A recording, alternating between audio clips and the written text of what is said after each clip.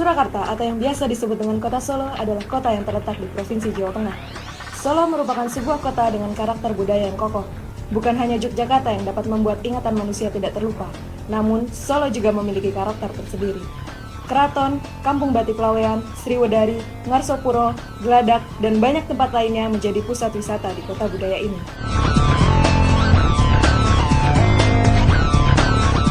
Spirit of Java, itulah slogan kota Solo. Oleh karena itu, Solo kaya akan budaya dan keseniannya. Solo memiliki kawasan yang mampu membuat pejalan kaki merasa nyaman dan dapat berjumpa dengan komunitas di Solo. Moto inilah yang menjadi kekuatan bagi kota Solo menjadi salah satu pusat politik dan pengembangan tradisi Jawa. Hal ini terbukti oleh adanya taman budaya yang berada di Solo dan dijadikan sebagai Taman Budaya Jawa Tengah.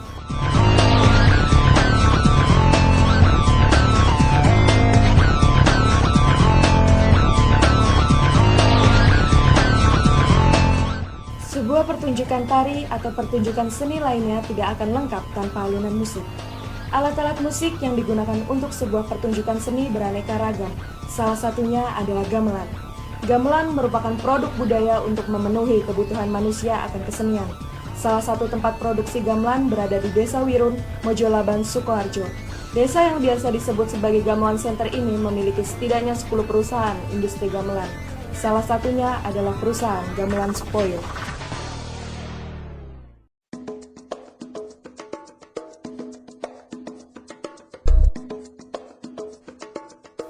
Perusahaan ini didirikan oleh Bapak Supoyo secara turun-temurun sejak 29 tahun silam. Sebelum menggeluti dunia pembuatan gamelan, Bapak yang berumur 57 tahun ini telah mempelajari gamelan sejak kecil dengan kedua orang tuanya. Saya berdiri sendiri mulai dari tahun 1984. Ayahnya adalah seorang pembuat gamelan. Meskipun begitu, ia tidak segan untuk mencoba belajar dari awal. Ketekunannya dalam produksi ini membuatnya mampu memahami segala macam proses pembuatan gamelan. Jadi bukan saya manajer duduk di kursi, enggak, saya langsung menangani.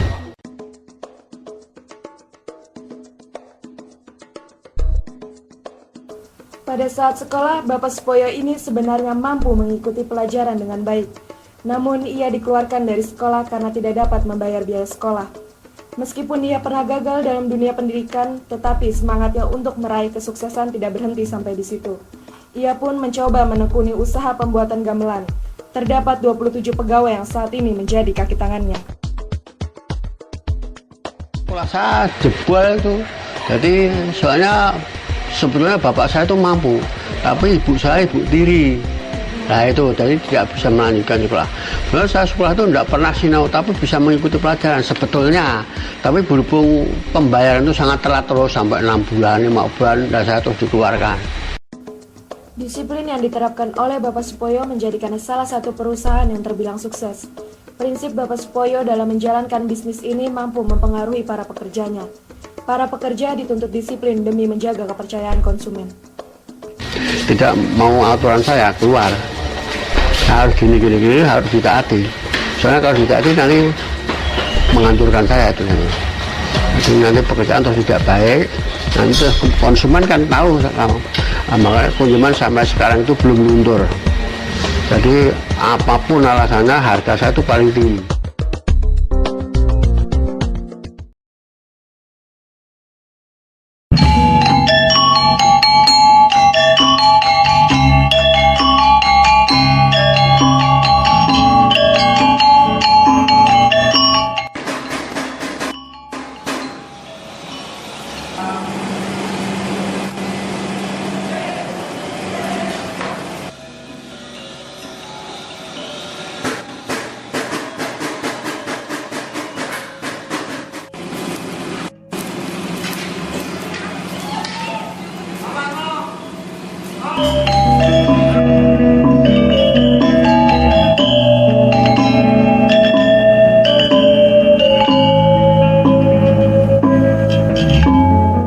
Proses pembuatan gamelan dilakukan dengan meleburkan antara tembaga dan timah.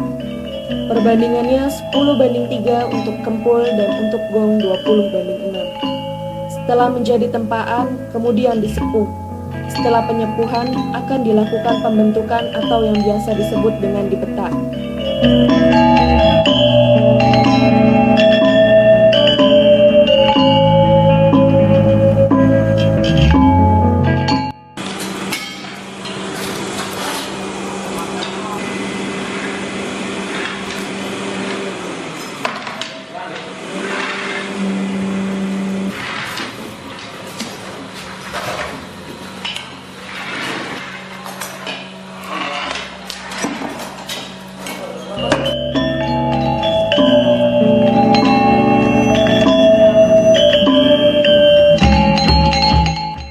Kemudian, setelah proses pembentukan, proses selanjutnya adalah melakukan pengikiran.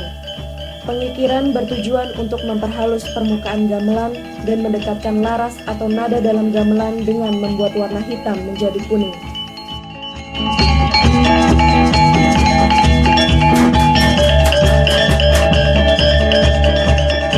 Pikir itu kalau sudah jadi tempaan, dijos, itu namanya sudah disepuh, kemudian dibentuk, masih namanya dipetak, dibentuk seperti kembul.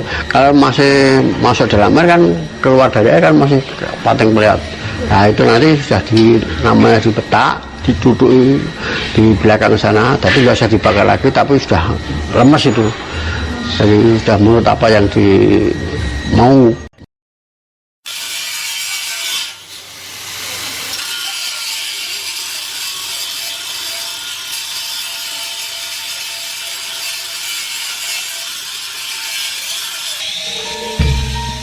Dalam pembuatan nada, Bapak Supoyo melakukannya sendiri, karena menurutnya sebuah nada harus berasal dari satu telinga.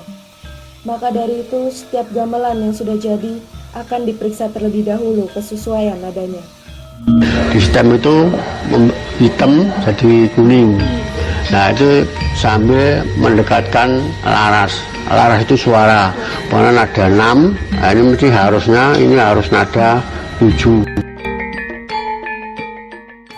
Proses pengecatan tempat gamelan dilakukan selama 1-2 hari. Cat yang digunakan sangat berkualitas sehingga tahan lama dan tentunya tidak mengecewakan para konsumen. Para pegawai sangat telaten dan hati-hati dalam mengecat tempat gamelan tersebut. Di dalam pembuatan gamelan sendiri ada yang mengandung unsur mistik dan ada juga yang tidak mengandung unsur mistik. Setiap gamelan yang mengandung unsur mistik itu tergantung pada permintaan orang yang memesannya, yang mungkin gamelan itu untuk dikeramatkan. Biasanya yang dikeramatkan adalah gong yang besar. Barang siapa yang menabuh tanpa seizin yang punya, maka orang yang menabuh akan jatuh sakit. Tetapi hal tersebut tidak perlu dikhawatirkan. Untuk mencegahnya, penabuh hanya harus bertemu dengan pembuat gong dan mengelus gong tersebut sebelum dimainkan. Kalau sudah diisi ritual, itu siapa saja pun melangkah itu pasti dia akan jatuh. Satu set gamelan biasa harganya mencapai 300 juta. Untuk kelas 1 350 juta dan untuk kelas super 400 juta. Kebanyakan konsumen memilih kelas super karena kualitasnya lebih baik dibanding gamelan biasa dan kelas 1. Dalam pelestarian gamelan di kalangan remaja saat ini sangatlah memprihatinkan. Remaja sekarang lebih memilih berkumpul dengan teman-temannya tanpa tujuan dibanding melestarikan alat musik tradisional. Musik-musik modern lebih digandrungi daripada musik tradisional. Padahal musik tradisional nilai seninya lebih tinggi dan bernilai tinggi daripada musik modern saat ini. Pelestarian gamelan menurut Bapak Supoyo yaitu tetap dilestarikan dan dipelajari terus-menerus sehingga eksistensinya tetap ada dan tidak punah.